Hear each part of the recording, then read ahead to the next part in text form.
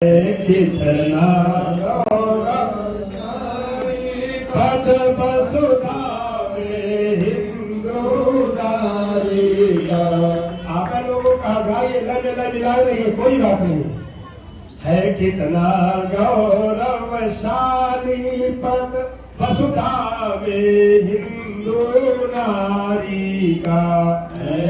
कितना गौरवशाली पद वसुधा में हिंदू नारी का।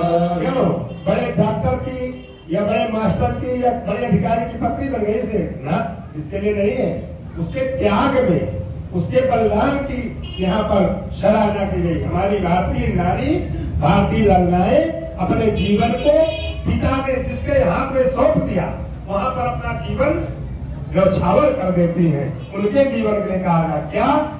सुख में रण में वन में, सुख में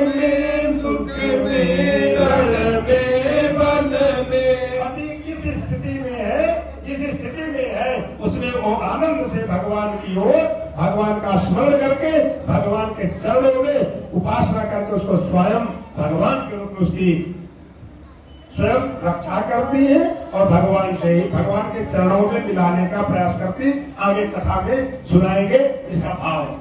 हम जैसा भोले बाबा चाहेंगे। सुख में रण में वन में, दुख में रण में वन में। पति की छाया बन जाती है, पति की छाया बन जाती है।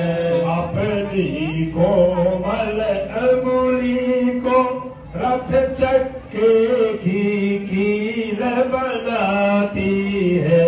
अपनी कोमल अंगुली को रथ के चकील बनाती है। ऐसा समय आ गया तो काली सी मतवाली बनकर, काली सी मतवाली बनकर हरिदल का रक्तवाती है, हरिदल का रक्तवाती है। और स्वागत करती सहर्ष रण में सरबर छियोर कटारी का।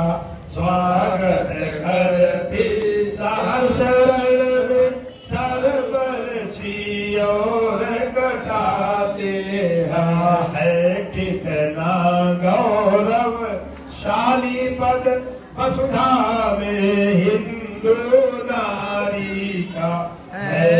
कितना गौरवशाली पद वसुधा में हिंदू नारी का। इसीलिए परमात्मा इन माताओं की गोद में आने के लिए ललचाता रहता है। हमारी माताएं अपने एक व्रत को धारण तो व्रतें करती रहती, कहीं सोमवार व्रत है, मंगल व्रत है, 13 व्रत है, 14 व्रत है, पूर्णमासी व्रत है, सारी व्रतें भी लगी रहती है।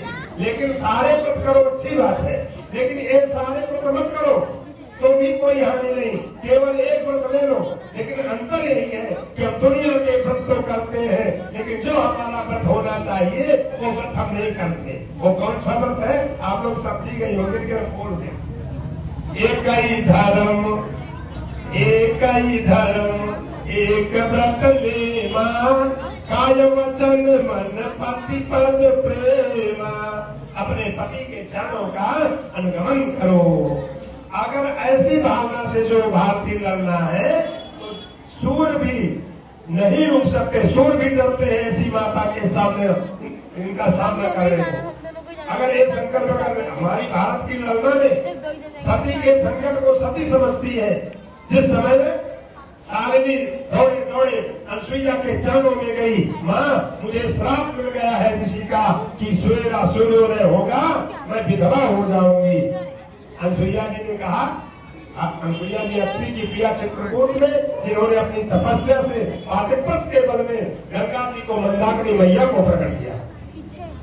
अत्र प्रियाली तप बलानी। और अनसुईया जी ने कहा, बहन बेटी तुम चिंता मत करो, संत ने अगर संकल्प किया है कि सूर्योदय होते ही तेरा सुहाग गुजर जाएगा तो मैं भी संकल्प करती हूँ कि सूर्योदय होगा ही नहीं।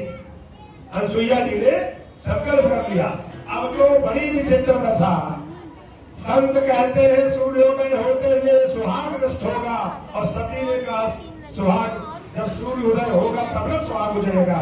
अब एक दिन में ही 6 महीना समय व्यतीत हो गया, घड़ी का चक्कर काटते काटते अब ब्रह्मा जी आए और कहा देवी कृपा करो, सृष्टि का क्रम चलने दो।